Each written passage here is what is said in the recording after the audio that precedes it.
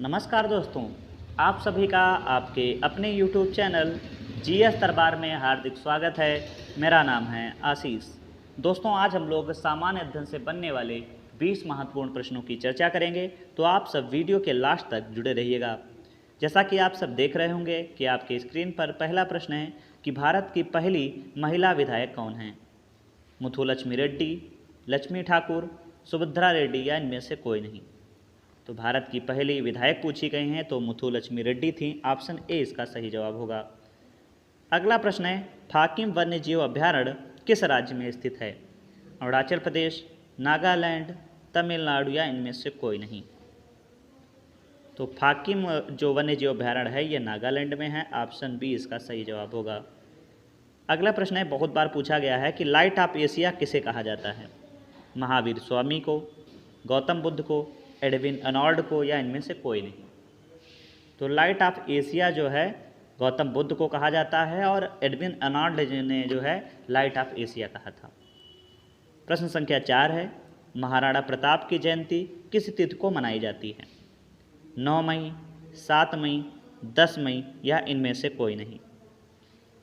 तो प्रत्येक वर्ष जो है 9 मई को महाराणा प्रताप की जयंती मनाई जाती है। तो ऑप्शन ए इसका सही जवाब होगा। अगला प्रश्न है, विश्व प्रवासी पक्षी दिवस किस तिथि को मनाया जाता है? 8 मई, 10 मई, 9 मई या इनमें से कोई नहीं।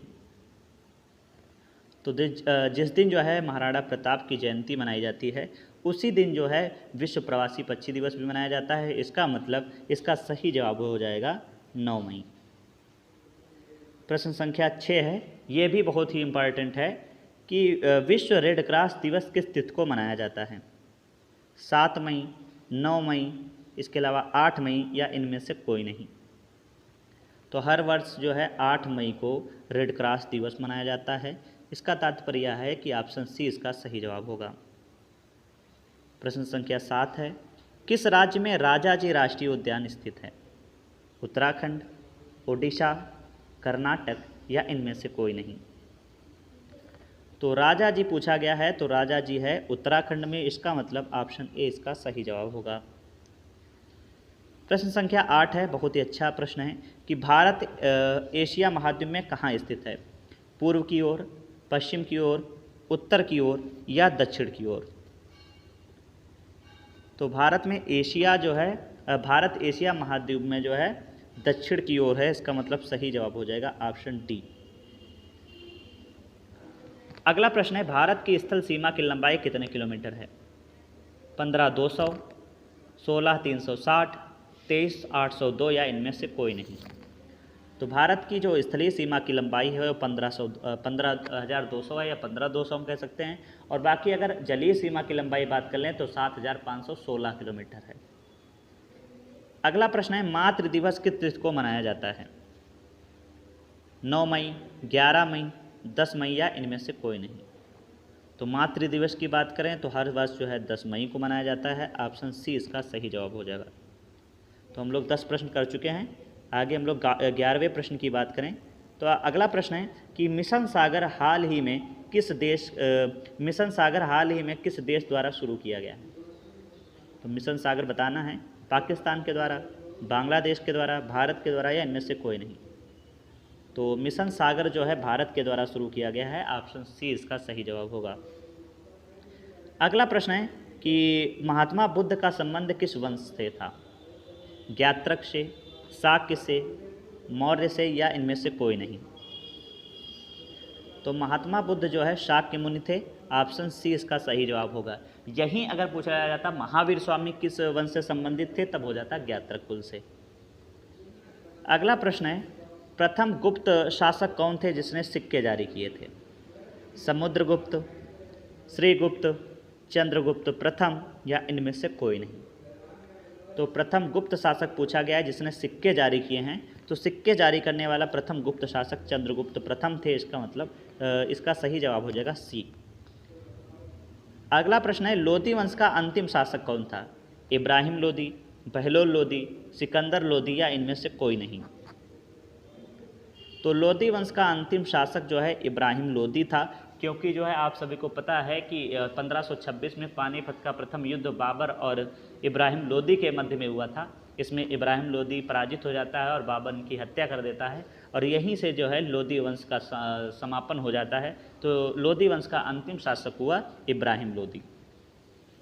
अगला प्रश्न है, अंतर्राष्ट्रीय नर्स दिवस किस तिथि को मनाया जाता है? 11 मई, 13 मई, 12 मई या इनमें से कोई नहीं।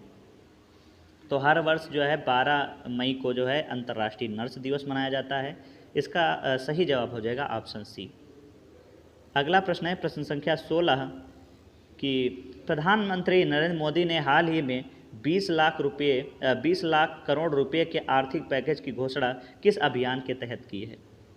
ऑप्शन ए कोरोना राहत पैकेज के तहत, भारत आर्थिक पैकेज के अंतर्गत, आत्मनिर्भर भारत अभियान के अंतर्गत या इनमें से कोई नहीं।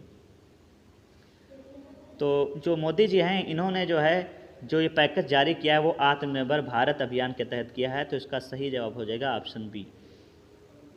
अगला प्रश्न है, किस देश ने हाल ही में रविन्द्रनाथ टैगोर के नाम पर एक सड़क का नाम टैगोर स्ट्रीट रखा है? बहुत ही अच्छा प्रश्न है।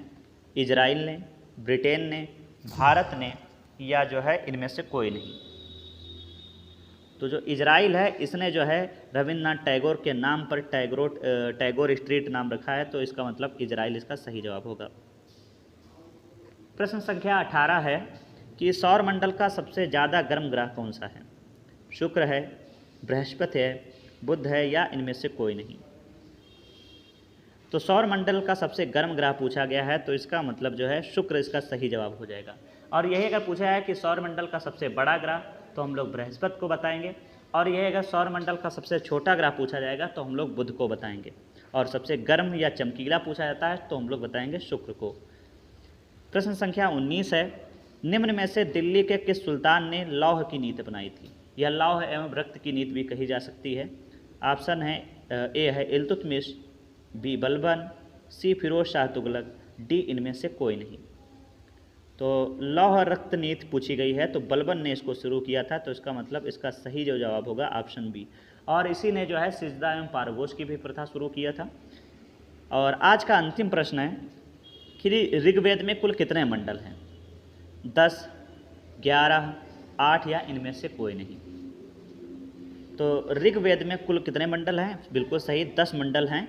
और कभी कभी पूछा जाता है कि गायत्री मंत्र का वर्णन किस मंडल में किया गया है। तो आप सब कमेंट करके बता सकते हैं कि गायत्री मंत्र का वर्णन किस मंडल में किया गया है और कौन से नवीनतम मंडल हैं और कौन से प्राचीनतम मंडल हैं। तो दोस्तों इस वीडियो में बस इतना ही रखते हैं। आप सभी को ये वीडियो कैसा लगा है कमेंट करके ज़रूर बताएं।